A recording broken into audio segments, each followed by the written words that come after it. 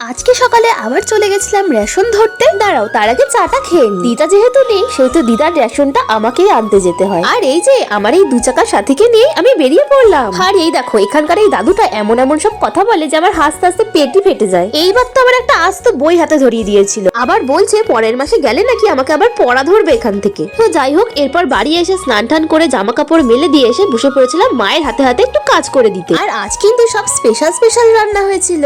আজকের মেনুতে ছিল সাদা পোলাও, শাহী পনির, বেগুনি আর আলুর দম। আর তারপর বিকেলে সবার জন্য চা বানিয়ে ফেলেছিলাম। আচ্ছা, তোমাদের মনে আছে আগের দিন তোমাদের সাথে ওই যে মায়ের বানানো রস পিঠার রেসিপি শেয়ার করেছিলাম না? সেটা খেয়ে ওই 1 ঘন্টা পর বসে পড়েছিলাম ইয়োগা করতে। আর রাতে মা বানিয়েছিল একটা অভিনব স্টাইলের গোলা রুটি। এই গোলা রুটিটার মধ্যে ছিল পুরো ময়দা, দুধ, কাঁচা লঙ্কা আর সামান্য একটু গোলমরিচ গুঁড়ো। ও হ্যাঁ, চিনিও দিয়েছিল কিন্তু। তারপর মাকে একটু খাইয়ে দিলাম আর আমিও টেস্ট করে দিলাম, দারুণ হয়েছিল।